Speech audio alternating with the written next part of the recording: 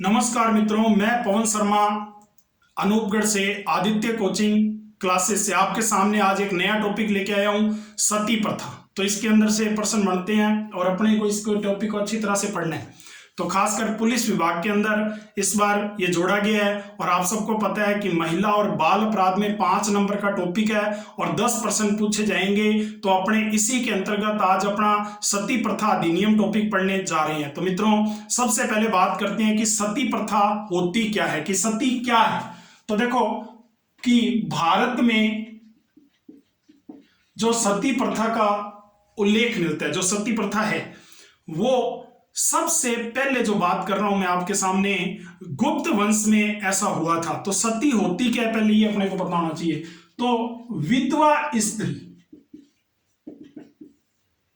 जिसके पति की मृत्यु हुई हो और वह अपने पति के मृत्यु के बाद अपना जीवन अपनी स्वेच्छा से त्यागना चाहती है, तो अग्नि में दहन होना चाहती है,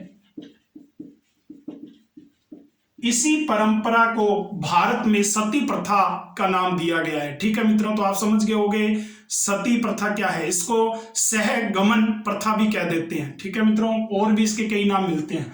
अब देखो, अपने बात करते हैं कि सबसे पहले एक बात आपको बता दूं कि सती प्रथा का उल्लेख भारत में वेदों में नहीं हुआ है। ठीक है मित्रों, क्योंकि वेदों में इसका उल्लेख नहीं मिलता। काफी लोग कहते हैं कि काफी प्राचीन है, लेकिन वेदों में इसका कोई उल्लेख नहीं है। अब देखो, जो बात करने जा रहा हूं, सबसे पहले सर्वप्रथम भारत में जो उल्लेख मिला वो कब की बात है, 510 ईस्वी में। 510 ईस्वी के अंतर्गत इस समय भारत में गुप्त वंश का शासक, यानी कि गुप्त वंश शासन कर रहा था, और गुप्त वंश का भी जो शासक था उसका नाम था भानुगुप्त। और भानुगुप्त के समय में एक व्यक्ति था गोपराज, और यह व्यक्ति जो था, इसकी मृत्यु हो गई थी, और इसकी मृत्यु के बाद इसकी पत्नी जो थी वो सती हुई थी। ऐसा उल्लेख हमें एरन अभिलेख से मिलता है। और ये जो एरन अभिलेख से हमें जो ज्ञात होता है, यह पहला ही उदाहरण है सती प्रथा का। यहीं से भारत में पता चलता है कि सती प्रथा भी होती थी। ठीक है मित्रों, तो आप समझ गए होंगे कि सती प्रथा का उल्लेख सर्वप्रथम कहां से मिला। ओके मित्रों, अब देखो, इसके बाद इसको रोकने के भी काफी प्रयास हुए, और प्रश्न ये बनता है कि भारत में सर्वप्रथम सती प्रथा को रोकने वाला व्यक्ति कौन था। तो प्रथम प्रयास किसने किए, तो प्रथम प्रयास जो करने वाला व्यक्ति था उसका नाम था मोहम्मद बिन तुगलक। ये वो पहला व्यक्ति था जिसने भारत में सती प्रथा को रोकने का प्रयास किया। ठीक है मित्रों, इसके अलावा भी समय समय पर अलग अलग प्रयास होते रहे। जैसे पेशवा जो होते थे, उन्होंने भी, मराठाओं में पेशवा होते थे, उन्होंने भी सती प्रथा को रोकने का प्रयास किया। इसके अलावा मुगल शासक जो अकबर था, उन्होंने भी इसको रोकने का प्रयास किया। ठीक है मित्रों, इसके अलावा भी लॉर्ड कॉर्नवालिस आए, उन्होंने भी इसको रोकने का प्रयास किया। लेकिन इसका अंत कब हुआ, इसका अंत कब हुआ, ये प्रश्न बनता है, बहुत इंपॉर्टेंट। ठीक है मित्रों, तो इसका अंत किस तरह से हुआ, किसने किया। तो देखो, आप सबने एक नाम सुना होगा, राजा राम मोहन राय। ये नाम आप सबने सुना होगा। सबसे पहले इन्होंने प्रयास किया इसको अंत करने का। ठीक है मित्रों, तो यहां पर इनके प्रयासों से ही यह अंत हुआ। और इसी समय एक व्यक्ति का नाम आपने सुना होगा, लॉर्ड विलियम बेंटिंग।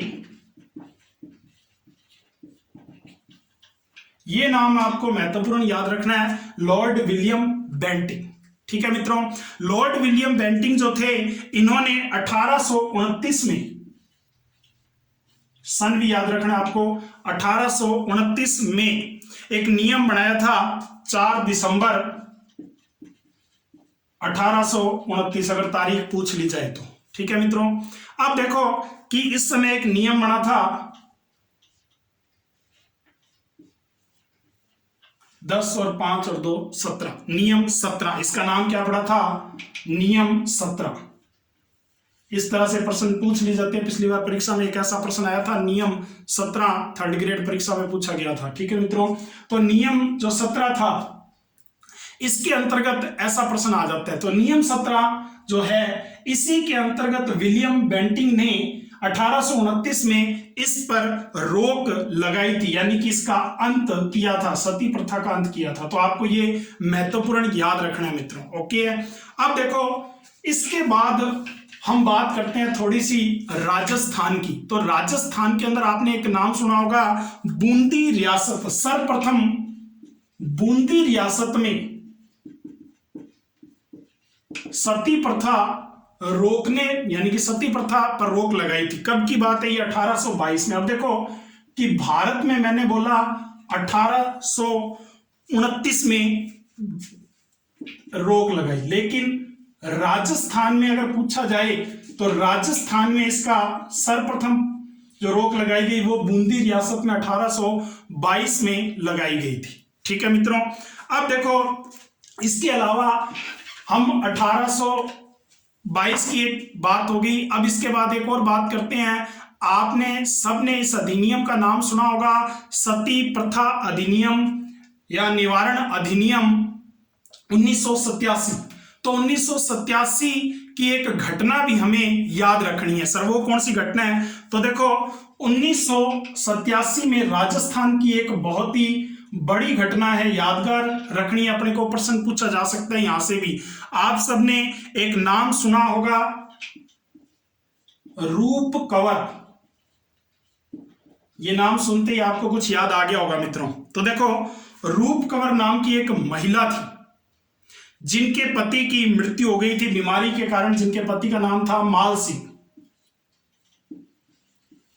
और रूप कंवर उस समय 18 वर्ष की बताई जाती हैं, और माल सिंह बीमारी के कारण इनके जो पति थे इनकी क्या हो गई थी? मृत्यु हो गई थी। और मृत्यु होने के बाद ये कहां की घटना है?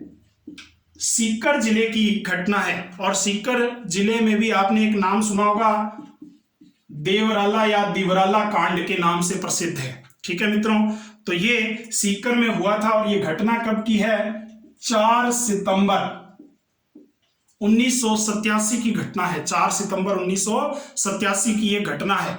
सीकर जिले की श्री माधोपुर क्षेत्र की है, देवराला या दिवराला गांव की ये घटना है। ठीक है मित्रों, उस समय ये घटना हुई थी और इसके अंदर जो बड़ी बात निकल के आई वो ये आई कि इसके बाद इसका बहुत ज्यादा विरोध हुआ था भारत में, और विरोध होने के कारण ही आगे चलकर ये नियम बना और इसको सख्ती से लागू किया गया है। तो बात करते हैं अब हम सती प्रथा अधिनियम।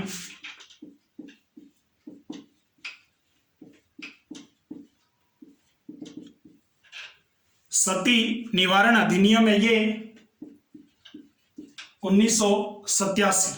ठीक है, निवारण या रोकथाम अधिनियम भी कह सकते हो आप इसको। अब देखो कि बात करते हैं इस अधिनियम की हम। तो इस अधिनियम में सबसे पहले है क्या? ये अधिनियम में भाग जो है वो 5 है टोटल। भाग कितने इस अधिनियम में? 5 भाग है। ठीक है मित्रों, फिर देखो धारा इसमें 22 है। धारा कितनी है इसमें? 22 है। और ये नियम लागू कब हुआ? ये अधिनियम लागू कब हुआ?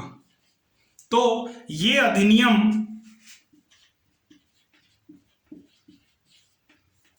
3 जनवरी 1988 को लागू हुआ। ये तारीख भी आपको याद रखना है। लेकिन अधिनियम का नाम क्या है? सती निवारण अधिनियम 1987। लेकिन अगर अपने से पूछ लिया जाए कि ये अधिनियम लागू कब हुआ, तो 3 जनवरी 1988 को ये अधिनियम लागू हुआ। ठीक है मित्रों, तो इतनी बात समझ में आ गई होगी आपको। अब देखो कि ये जो अधिनियम है ये पूरे भारत में लागू हुआ था। उस समय जम्मू कश्मीर में नहीं हुआ था। जम्मू कश्मीर में यह 31 अक्टूबर 2019 के बाद लागू हुआ है। यानी कि 31 अक्टूबर 2019 के बाद J&K में लागू है। बाकी पूरे भारत में ये पहले लागू हो गया था। ठीक है मित्रों, तो अब हमने इसके बारे में डिटेल से चर्चा करेंगे इस अधिनियम के बारे में। ठीक है मित्रों, तो धैर्य बनाए रखें क्योंकि टॉपिक ऐसा ही है ताकि आप इसको धैर्य से पढ़ते रहें, यहीं से नंबर बनेंगे अपने। तो सबसे पहले देखो भाग 1 की बात करते हैं, भाग 1 की बात करते हैं। अब देखो कि भाग 1 के अंतर्गत क्या है। भाग 1 के अंतर्गत धारा 1 की बात करते हैं। ये भाग चाहे याद रखो चाहे ना रखो कोई दिक्कत नहीं है, धाराएं याद रहनी चाहिए हमें, ये इंपॉर्टेंट है। तो देखो धारा जो 1 है इसमें संक्षिप्त नाम है, ठीक है मित्रों, विस्तार है, ठीक है मित्रों, और प्रभाव है, ये सारी बातें हैं। ठीक है, अब देखो कि सती प्रथा निवारण जो प्रतिषेध अधिनियम है 1987, इसको संपूर्ण भारत में इसका विस्तार किया गया। तो यहां पर यही उल्लेख है कि संपूर्ण भारत में इसका विस्तार, ठीक है मित्रों, और प्रभाव तो है ही। तो इस तरह से इसके बारे में इसमें चर्चा की गई है, यानी कि जो पहला धारा होती है इसके अंदर इसका नाम ही होता है। तो सती प्रथा निवारण प्रतिषेध अधिनियम 1987 इसको बोल देते हैं। तो इसका संक्षिप्त नाम है पहली धारा के अंदर। तो हमें याद रखना है, सबसे पहले व्यक्ति का नामकरण होता है तो याद हो जाएगा कि ये नाम इसमें है। ठीक है मित्रों, तो अब देखो इसके बाद नंबर 2 जो है धारा 2। धारा 2 में क्या वर्णित है? तो धारा 2 में परिभाषाओं के बारे में लिखा गया है। परिभाषा यानी कि इससे संबंधित परिभाषाएं लिखी गई हैं। कौन कौन सी परिभाषाएं किस तरह से है? इसके अंदर पहली जो परिभाषा दी गई है वो इस तरह से है कि सती कर्म के संबंध में कोई अनुष्ठान करना या जुलूस निकालना, ठीक है, इस तरह से जुलूस नहीं निकाल सकते, इसके अंदर से ये महिमा मंडन नहीं कर सकते हैं, इससे संबंधित कोई भी अनुष्ठान नहीं कर सकते हैं। तो इसके बारे में लिखा गया है, तो इस पर रोक लगाई गई है। ठीक है मित्रों, कई जने महिमा मंडन कर देते हैं सती का, तो वो भी मना किया गया, अनुष्ठान वगैरह नहीं कर सकते हैं। ठीक है, समर्थन नहीं कर सकते हैं इसके अंदर का। ठीक है मित्रों, तो ये धारा 2 का विवरण है। अब देखो इसके बाद भाग 2 आ जाता है। मैंने आपको कहा है भाग ज्यादा ध्यान देने की जरूरत नहीं है, आपको धारा याद रखनी है। तो देखो कि सती प्रथा से संबंधित अपराधों के लिए दंड की बात की गई है इसके अंदर। तो हम बात करते हैं सबसे पहले धारा 3 की। ठीक है मित्रों, तो धारा 3 के अंतर्गत सती कर्म करने का प्रयत्न। अब इसका क्या मतलब है सर? तो देखो कि इसके अंतर्गत अगर कोई व्यक्ति किसी को ऐसा कर्म करने के लिए मजबूर करता है कि आपको सती होना पड़ेगा, तो उसके खिलाफ कारावास प्लस जुर्माना दोनों भी हो सकते हैं। ठीक है मित्रों, कारावास प्लस जुर्माना दोनों हो सकते हैं। आईपीसी की प्रावधान के अंतर्गत ऐसा किया जाता है। ठीक है मित्रों, ओके। पहले 309 आईपीसी की धारा होती थी जिसे अभी 2014 में हटा दिया गया, तो उस कारण से ओके, कारावास और जुर्माना दोनों होते हैं। अब देखो इसके बाद धारा 4। धारा 4 जो है वो सती कर्म करने का दुष्प्रेरण। अब देखो दुष्प्रेरण का मतलब आप समझ रहे होंगे। दुष्प्रेरण यानी कि गलत प्रेरणा। प्रेरण मतलब प्रेरणा और दुष्प्रेरण अर्थात गलत प्रेरणा। यदि कोई व्यक्ति सती कर्म करने के लिए किसी को दुष्प्रेरणा यानी कि गलत प्रेरणा देता है, सिर्फ प्रेरणा देने पर भी, तो भी इसके अंदर सजा का प्रावधान है, और वो भी कड़ी सजा है, आजीवन कारावास का प्रावधान है, जुर्माना भी है। ठीक है मित्रों, तो आजीवन कारावास है तो आप समझ सकते हो कि कितनी ज्यादा सजा है। ओके, दोनों भी हो सकती है इसके अंदर। इसी तरह से हम बात करते हैं आगे धारा 5 के बारे में।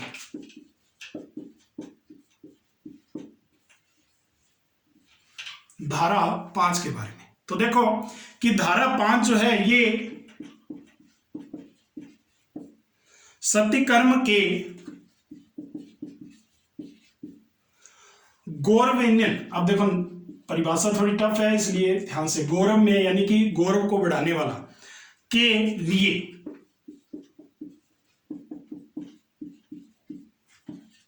दंड का प्रावधान है। तो देखो कि इसके अंदर भी अगर हम वही बात है कि ज्यादा उल्लेख करते हैं इसका तो इसके लिए सजा है। तो देखो इसमें 1 से 7 वर्ष तक, कितनी, 1 से 7 वर्ष तक कारावास है। व्यक्ति को 1 से 7 वर्ष तक कारावास मिल सकता है अगर कोई सती प्रथा का ज्यादा उल्लेख करे, बढ़ा चढ़ाकर विवरण करे, इसलिए। ठीक है मित्रों, अब देखो इसमें जुर्माना भी होता है, और जो जुर्माना है वो 5,000 से 30,000 रुपए तक का जुर्माना हो सकता है। ठीक है मित्रों, तो इस तरह से ये धारा 5 के बारे में वर्णन है। ओके मित्रों, तो अगले भाग में हम इसकी और धाराएं पढ़ेंगे। अगर ये आपको वीडियो पसंद आई हो तो इसे लाइक और शेयर कर दें, सब्सक्राइब कर लें और कमेंट करके मुझे बता दें, अवगत करवा दें, तो मैं और आगे इसके पार्ट बनाता रहूंगा मित्रों, और आप देखते रहें। ठीक है मित्रों, धन्यवाद।